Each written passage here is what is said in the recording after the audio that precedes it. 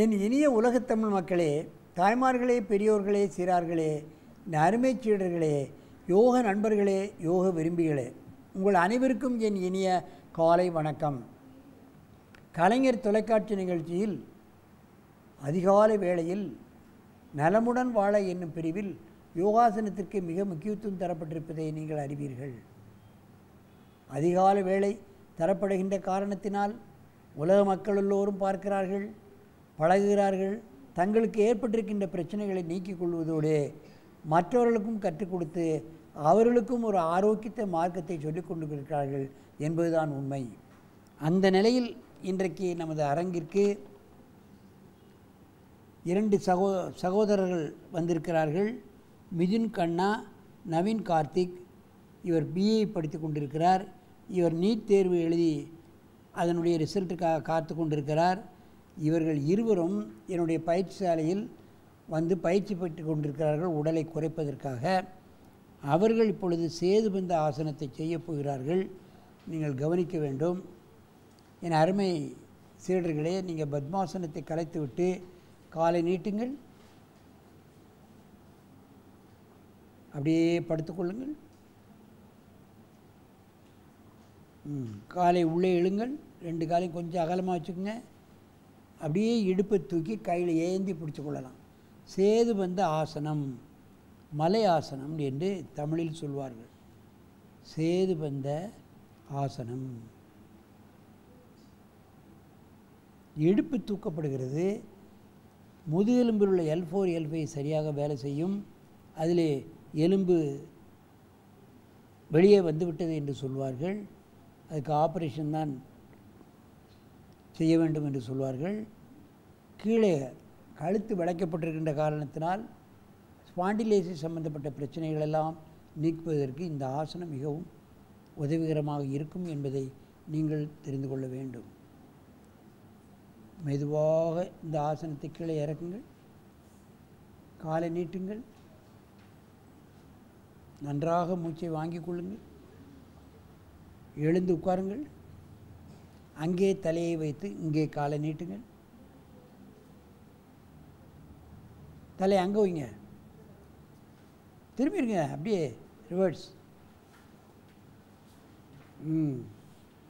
தள்ளி வாங்க. அதே போன்று காலை உள்ளே இழுத்து அகலமாக வைத்து கொள்ளுங்கள். உள்ளே இழுங்க, நல்ல காலை உள்ளே இழுத்துருங்க.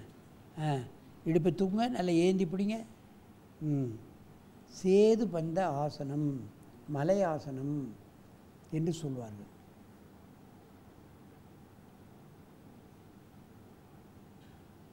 இந்த L4 L5 எலும்பு வெளியே வந்துட்டு இருந்தால் இந்த ஆசனம் போட்டால் தானாகவே உள்ளே போயிடும். அதுதான் நம்ம பார்க்கலாம். அதுக்கு ஆப்ரேஷனும் தேவையில்லை. இல்லைன்னா பிளாஸ்டிக் எலும்பு வைக்கணும்லாம் சொல்லுவாங்க. அது தேவையே கிடையாது. முதுகெலும்பில் மட்டும் எந்த ஆப்ரேஷன் நம்ம செய்யக்கூடாது. ஏன்னா அது எலும்பு வழியாகத்தான் பல்லாயிரக்கணக்கான நாடி நரம்புகள், இரத்த நாளங்கள் வருகிறது.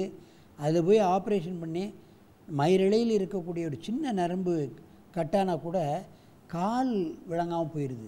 அது மாதிரி நிறைய பிரச்சனைகள், பல்வேறுபட்ட பிரச்சனைகள் முதுகெலும்பில் ஆப்ரேஷன் பண்ண காரணத்தினால் வந்திருக்கிறதை என்னுடைய பயிற்சியாலைக்கு வந்து அவர்கள் மிகவும் கஷ்டப்பட்டு கொண்டிருக்கிறார்கள். மெதுவாக இறக்குங்கள், நீண்ட மூச்சு வாங்கிக் கொள்ளுங்கள், காலை நீட்டி நீண்ட மூச்சு வாங்குங்கள். மீண்டும் ஒரு முறை இந்த ஆசனத்தை செய்யுங்கள், சேதுபந்த ஆசனத்தை.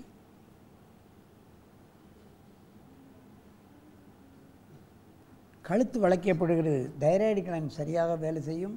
ஸ்பாண்டிலைசிஸ் உள்ளவர்களுக்கு சரியாக இந்த ஆசனத்தினால் முழுமையான நிவாரணம் கிடைக்கும் என்பதை நீங்கள் தெரிந்து கொள்ள வேண்டும். மெதுவாக இறக்குங்கள், எழுந்து உட்காருங்கள். என் அருமை பெரியோர்களே, தாய்மார்களே, இவைகளெல்லாம் சின்ன சின்ன ஆசனங்கள். தலானியை வச்சு செய்தாலே போதும். L4 L5 உள்ள பிரச்சனைகள், ஸ்பாண்டிலைசிஸ், முதுகுவலி, இடுப்பு வலி, இன்ன பிற பந்துக்கிண்ண முட்டில் உள்ள பிரச்சனைகள், இவைகளெல்லாம் இந்த ஆசனத்தை காலையிலும் மாலையிலும் செய்தாலே சரியாகிவிடும். இதற்காக ஆப்ரேஷன் போன்றவைகளை லட்சக்கணக்கில் செலவு பண்ண வேண்டிய அவசியம் இருக்காது என்பதை நீங்கள் தெரிந்து கொள்ள வேண்டும்.